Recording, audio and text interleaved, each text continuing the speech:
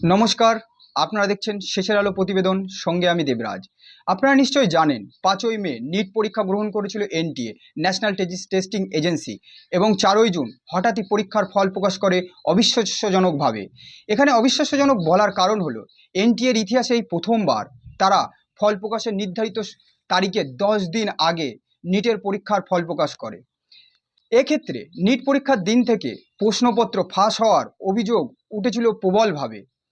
মূলত বিহার এবং গুজরাটে এই প্রশ্নপত্র ফাঁসের অভিযোগ উঠেছিল।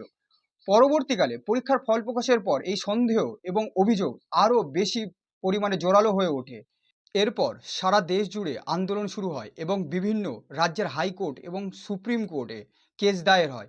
এই কেসে সুপ্রিম কোর্ট বিভিন্ন কড়া মন্তব্য করেছে এনটিএর ওপর। বিভিন্ন সময়ে সুপ্রিম কোর্ট এনটিএকে নির্দেশ দিয়েছে যে কোনো ধরনের যদি নিট পরীক্ষায় ত্রুটি হয়ে থাকে, এমনকি 0.001%-এর যদি কোনো জায়গায় ত্রুটি হয়ে থাকে বা কোনো অনিয়ম হয়ে থাকে, তাহলে এই নিট পরীক্ষা বাতিল করতে হবে বা এই ব্যবস্থা নিতে হবে।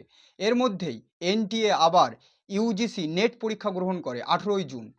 ঠিক তার পরদিন সন্ধ্যায় এনটিএ এই নেট পরীক্ষা বাতিল করে দেয়, এই মর্মে যে কোথাও এই নেট পরীক্ষায় অনিয়ম হয়েছে অথবা কোথাও কোথাও হয়তো প্রশ্নপত্র লিক হয়েছে। তাহলে এখন নিট পরীক্ষা বাতিল হওয়া কি শুধুমাত্র সময়ের অপেক্ষা? এই মর্মে এই নিট পরীক্ষা বাতিল করে আবার নতুন করে নিট পরীক্ষা গ্রহণ করতে বিরোধী রাজনৈতিক দলগুলি চাপ তৈরি করছে কেন্দ্র সরকার ও নিটের এনটিএর